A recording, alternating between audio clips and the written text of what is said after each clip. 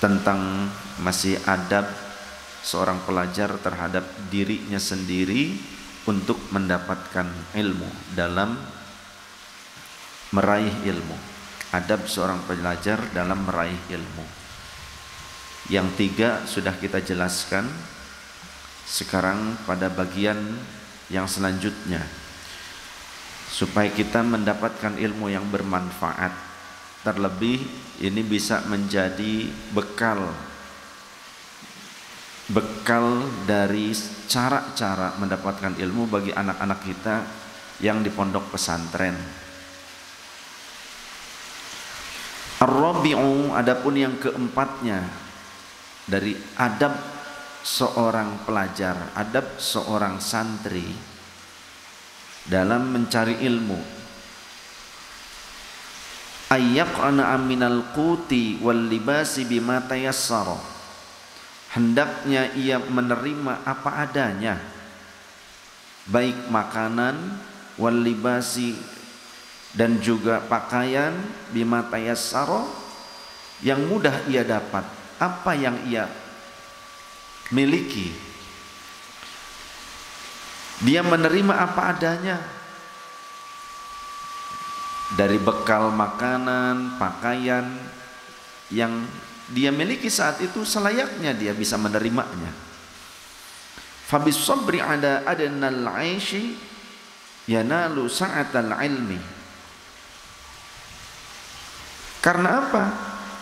Karena sabar atas kehidupan yang sederhana, sabar atas kesederhanaan, adnal aishi, atas kehidupan yang ia alami saat itu,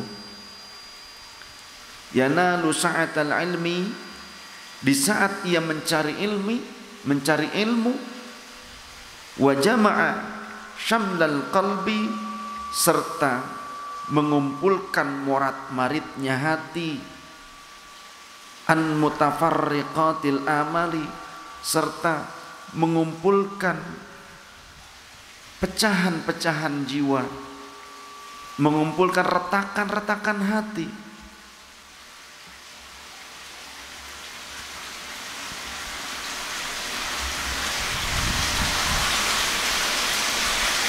An mutafarriqatil amali, dari banyaknya keinginan. Dia sabar dengan kesederhanaan yang ia miliki, yang ia hadapi. Juga sabar menekan rasa pedih. Retakan-retakan hati itu maksudnya rasa sedih dari rasa ketika ia menekan berbagai keinginan. Apalagi yang biasanya dimanja di rumahnya, kemudian dititipkan di pondok pesantren, lalu ternyata harus prihatin, biasanya sedih si anak itu. Begitu pula yang kita biasanya hidup dalam kemewahan, lantas kemudian di majelis ilmu kita dididik dengan keprihatinan. Biasanya di kantor kursinya nyaman, enak. Di majelis cuma beralaskan karpet yang tipis. Rasanya bokong tuh udah akaran kayaknya. Ngesot gitu kan. Yang biasanya kita sebagai pejabat dilayani, tapi pas di majelis dididik untuk melayani umat, menjadi khodimul ummah. Yang biasanya kita dikhidmati, kita dilayani oleh orang lain, kita di sini belajar untuk melayani sesama umat kesayangan Rasul sallallahu alaihi wasallam. Yang biasanya kita berbicara menjadi mentor, memberikan sebuah guidance kepada orang lain.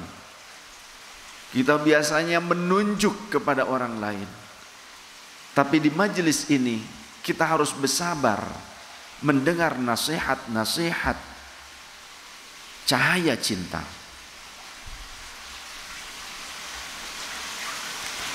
Sehingga kita harus sabar jika di dalam mengkaji ilmu, apa yang dikaji ternyata berkenaan dengan perilaku kita yang buruk, yang kurang baik. Bagaimana rasanya? Terasa tersentil atau terkefret?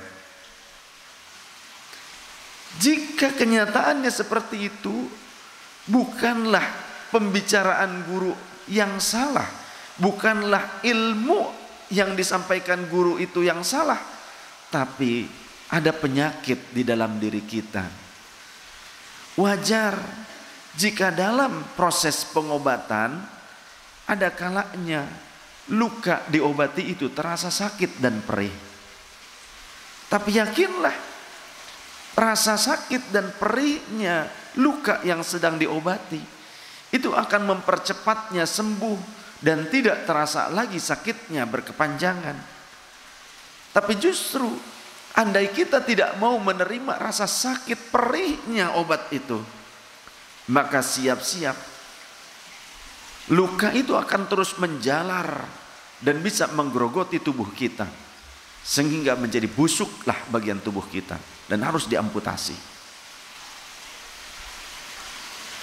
Jadi di dalam mencari ilmu ya siap-siap. Ada kalanya tersungging, padahal tidak secara spesifik khusus kepada seseorang nasihat itu, tapi nasihat-nasihat agama secara umum untuk umat yang disayang oleh Rasulullah SAW supaya mereka selamat di dunia dan di akhirat. Karena Rasul rindu supaya mereka umatnya itu pun kelak akan berkumpul dengannya di akhirat.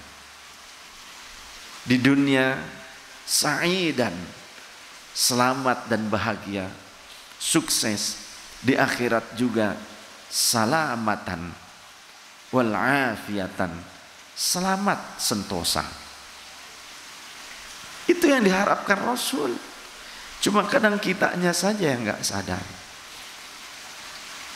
Sampai akhir hayat Rasulullah memperjuangkan kita, bahkan sepeninggal beliau, janji beliau, hayati khairul lakum wa wafati khairul lakum.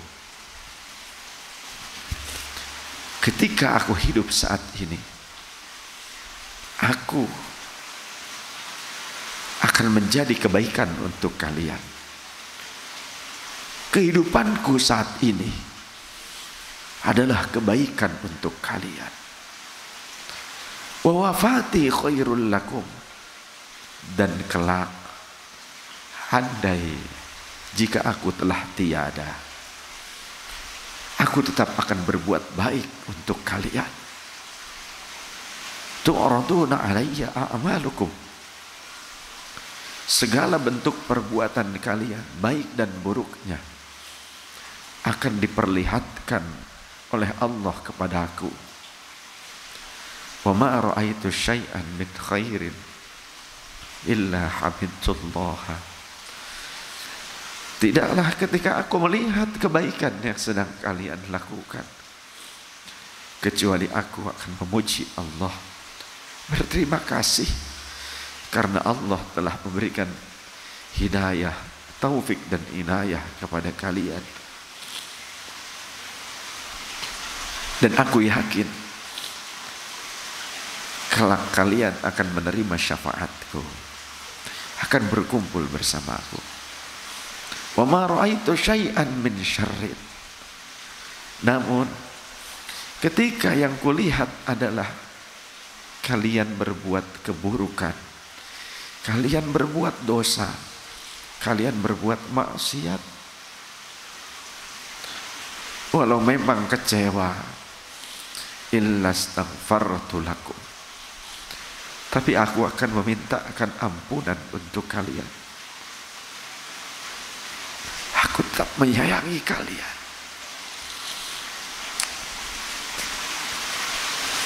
Itu Rasulullah sallallahu alaihi wasallam. Malu rasanya jika ingat hal-hal yang buruk yang telah dilakukan. tentu oleh Allah diperlihatkan kepada Rasulullah sallallahu alaihi wasallam. Lantas kemudian Rasulullah akan datang pada mimpi pewarisnya, para ulama yang saleh, para aulia Allah. Mungkin mereka dijumpai oleh Rasulullah SAW yaqzatan wa manaman. Lantas kemudian Rasulullah berkehendak agar wali tersebut bisa membimbing kita, menasehati kita, mendoakan kita. Itulah kasih sayangnya Rasulullah sallallahu alaihi wasallam.